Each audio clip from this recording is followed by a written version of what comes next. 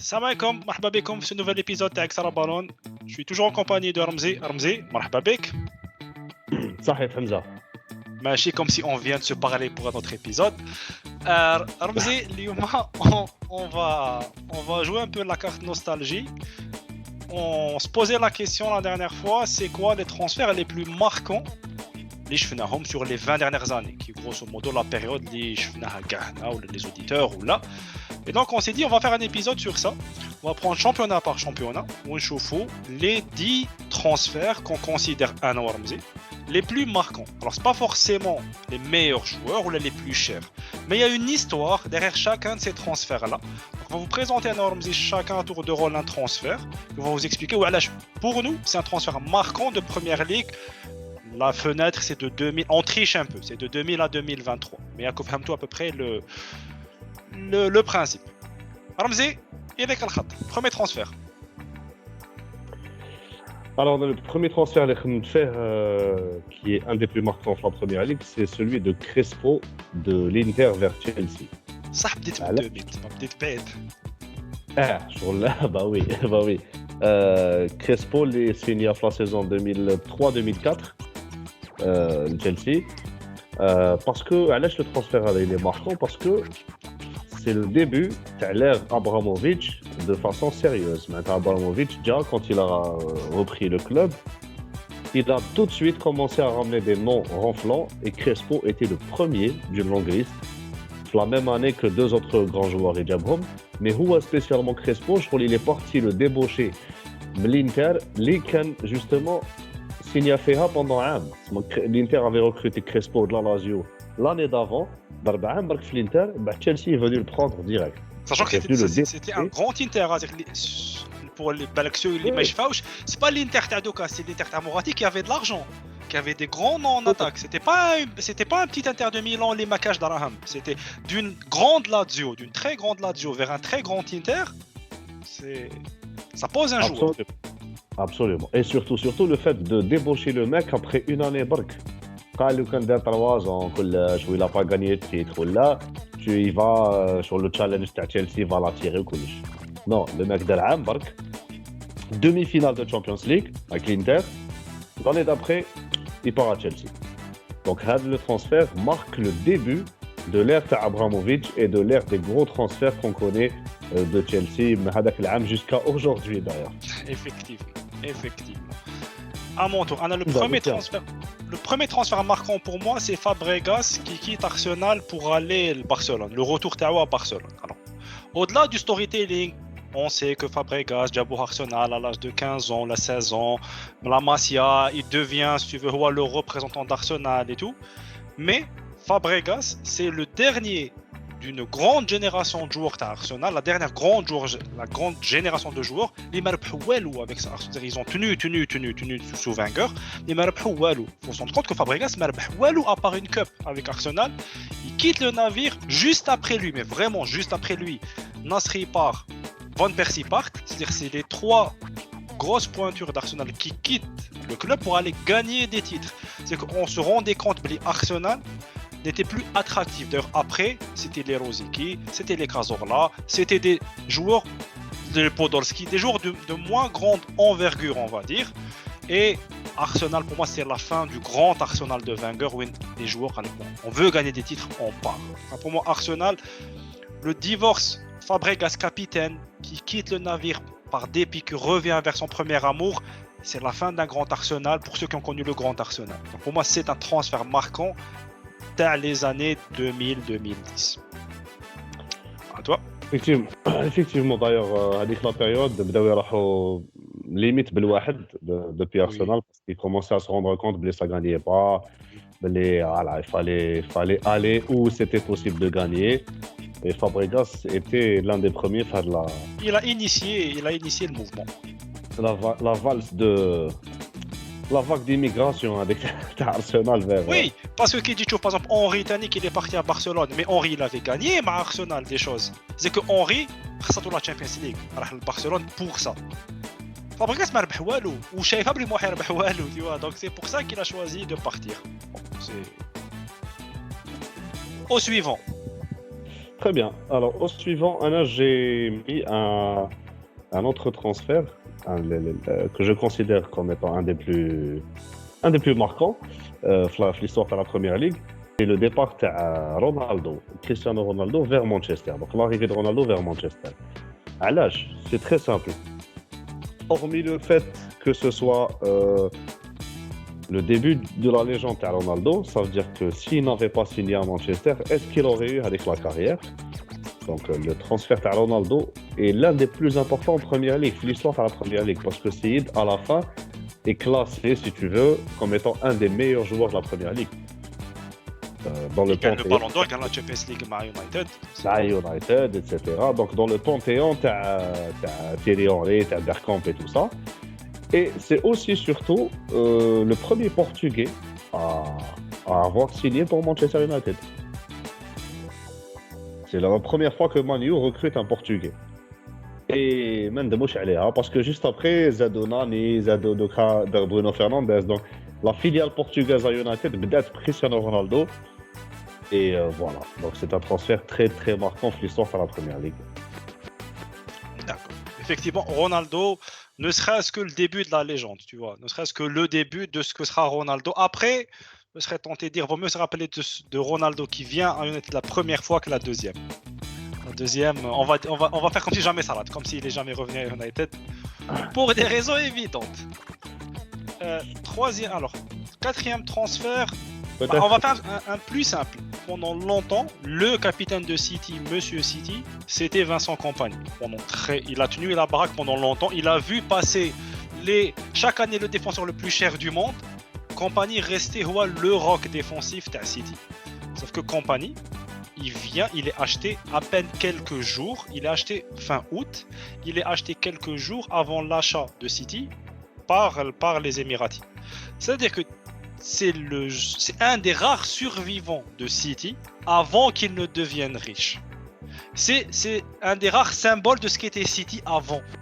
Donc Kompany, pour moi, c'est le joueur qui représente la transition entre un City club moyen de Première Ligue et un City qui brille en Première Ligue, qui devient un mastodonte du football européen, avec un capitaine emblématique.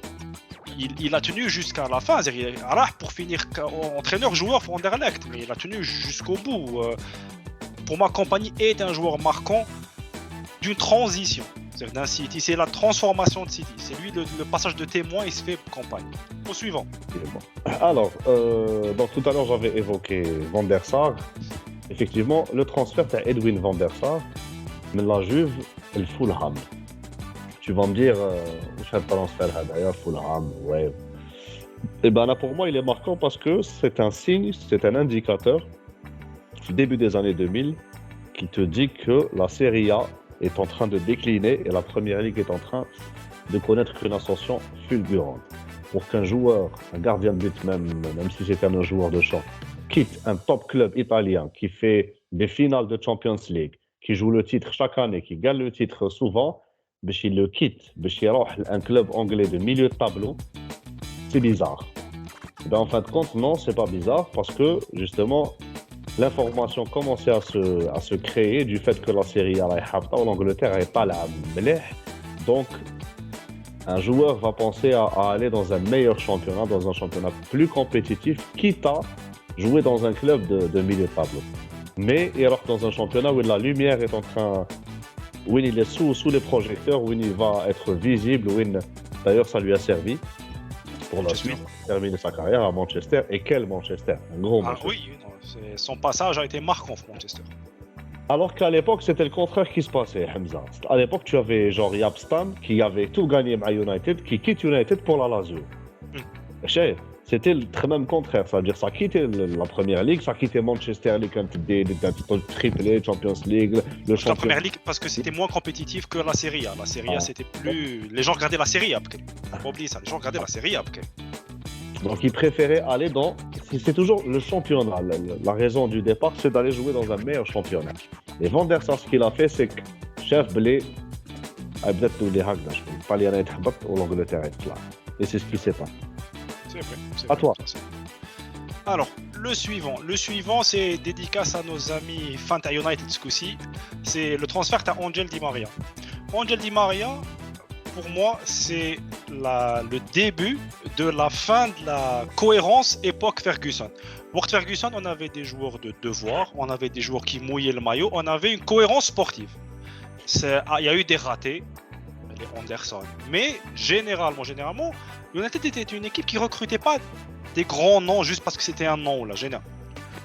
Di Maria, c'est le moment où il y a plus de commandant à bord. Là, c'est fini. On ramène un nom. Et lui-même ne voulait pas venir. Il fait un an, il repart. Après Di Maria, c'est la valse. On fait le forcing pour Sanchez, ça fait. Zlatan en fin de vie. Un transfert monstrueux, t'as Martial qui fait 6 mois en Ligue 1. Ça commence un Depay. Tu comprends pas Wallace Jabber dans un rôle qui n'est pas le sien. Etc. Un Schweinsteiger en fin de vie. Ça commence la valse des joueurs. Un Lukaku que tu surpayes à l'époque, tu n'as pas un système pour. Bref, ça commence la valse des noms que tu surpayes. Pogba, des joueurs que tu vas payer très très cher, mais que tu ne maîtrises pas. Des joueurs les Ijeu, ils ne savent pas ce qu'ils font là. Il n'y a pas de cohérence sportive. Et ça a été malheureusement associé à des résultats de moins en moins bons. C'est-à-dire que c'était 4e, 5e, 6e. Il y a eu un regain, il y a eu fini 2e à Mourinho, après ça redescend. C'est des années où il n'y avait pas de logique et pour moi Di Maria c'est le déclencheur. C'est Arah el-Hadj Ferguson qui tenait la baraque, qui disait non, on se calme, on est un club de foot, pas une société qui fait de l'argent. Qui est le garde-fou, on va ramener un joueur star qui va vendre des maillots, Jib Di Maria. Di Maria n'avait aucun sens en première ligue. Et il a fait un an, il est reparti. Et pour moi, c'est le début du déclin de United. Quand le garde-fou est parti, il ne restait plus que les fous. Hadiya. Au suivant. Alors, Anaya, tu as tout à l'heure évoqué Manchester City. Alors, tu as parlé de la période des Jets juste avant le rachat des Émiratis. Et ben là, je vais te donner le premier nom renflant qui est venu à City sous l'ère des Émiratis. C'est Robinho. بصح هو كان على باله بلي راح لسيتي لا شكون ما كانش على باله هذيك هو باله راح لتشيلسي صح كارثه justement donc pour City هذاك الوقت le statut qu'avait City كما قلت انت un club de milieu de tableau ramener Robinho c'était ramener un grand nom même si c'était comme un peu un fail au Real Robinho finalement. Donc, mais pour City, c'était Haja Kbera. Donc, pas un fail au Real. C'est pas une superstar, mais c'était pas un fail. C'était un bon joueur. C'était un bon joueur à Madrid. C'était un bon joueur. Un top, c'est pas Ronaldo, mais c'est un bon joueur. Oui, mais les attentes de Robinho à l'époque. Oui, beaucoup plus. On le voyait comme le nouveau Pelé. C'est le nouveau Pelé. Voilà, alors que si, tactiquement, au niveau Captain Magic, sur le. Techniquement, ce que tu veux, mais en termes tactiques, chance de jeu, sur le déni, c'est bien, mais bref. Du coup, à City, c'était le début. Quand salam alaikum, à City, on va recruter des joueurs sahah. Haka Robinho. C'est une star à l'époque, il est venu en tant que star. Donc c'est le Kima Crespo pour Chelsea. Robinho, c'était le début des gros noms chez Manchester City. Donc c'est un des transferts les plus marquants de la première ligue. Et puis c'était aussi à l'époque justement l'histoire, il croyait qu'il allait à Chelsea et tout. Où on se disait c'est n'importe quoi. C'est quoi cette sur le que c'était marquant, le début à City qui savait même pas se vendre, ça faisait pas rêver. C'est que lui-même ne savait même pas qu'un club il existait. Alors je savais pas qu'il y avait 2 clubs dans la ville de Manchester. Ça part de loin, effectivement. City ça part de loin. Ça part de très loin. Ça. Next, on reste dans le même club, on reste dans la folie, mais différente, de l'autre côté du terrain. Là, c'est Mangala. Mangala, pour moi, c'est le déclencheur de la folie. Chaque saison, City achète au moins un défenseur très très cher. Et beaucoup plus cher que sa valeur marchande. C'est systématiquement. Chaque saison, Mangala bat au record. Un joueur qui vient de Porto devient le défenseur le plus cher du monde. Fail. L'année d'après, Mangala Jib Otamendi. 45 millions, je crois, quelque chose comme ça. Fail. Après, l'année suivante, alors, on va se faire la liste. Hein. Ils font Mangala, ils font Otamendi l'année d'après. L'année suivante, ils font John Stones. Encore un central, tu vois. Après, ils se prennent Benjamin Mendy, Emerick Laporte ou Kyle Walker. Ou Danilo. Tu vois. Alors, sachant que chaque année, Laporte c'est 65 millions, Mendy 57, Walker 52, Stones c'est 55, Otamendi c'est 44. Chaque année, quasiment, Cancelo c'est 65. Chaque année, ils rachètent des. En 2021, Djabou Diaz ou Ake. Et c'est jamais des petits montants, tu vois. C'est que chaque année, City se refait une défense. Et c'est devenu. C'est un running gag. Chaque année, City refait sa défense. C'est une collection automne-hiver. Hagdak. C'est impressionnant qu'ils fassent. Ils arrivent à consommer autant de joueurs en dev. C'est que. Mais sur la durée et la charnière, il n'y a que Compagnie qui a survécu longtemps. Chaque année, c'est Compagnie plus 1. On ne sait pas qui ça sera. Chaque année, il y aura un nouveau. Et je trouvais que c'était un des rares cycles suivis chaque année pour le football. On le voyait. City 2014. Chaque année, ils ont un central ou un défenseur très très cher. Next, alors, on a le cinquième, donc le dernier transfert qui est un des plus marquants. C'est le transfert de Luis Garcia vers Liverpool, qui marque le début, si tu veux, de la colonie espagnole qui débarque en Angleterre. Alors, si tu cherches dans l'histoire, tu vas trouver Habiba d'ailleurs. Mais depuis l'arrivée de Luis Garcia à Liverpool, d'ailleurs, Benitez, il est connu, il les Espagnols, Liverpool, qui m'a Mourinho quand il les Portugais, le Chelsea. Donc, Garcia était l'un des premiers. Et ensuite, ça a ouvert la porte à plusieurs Espagnols qui ont joué la première ligue, que ce soit à Liverpool ou à City, à Arsenal notamment, etc. Luis Garcia qui était un bon joueur, il se blessait beaucoup, mais c'était un bon joueur. C'est vraiment bon. J'ai en mémoire une reprise Tarou, 30 mètres en Champions League, je ne me rappelle plus contre qui, mais c'est un but qui m'avait marqué à l'époque. C'est un joueur qui avait une bonne patte gauche. Alors, l'Atlético, je crois, ensuite. Il est parti à l'Atlético. Oui.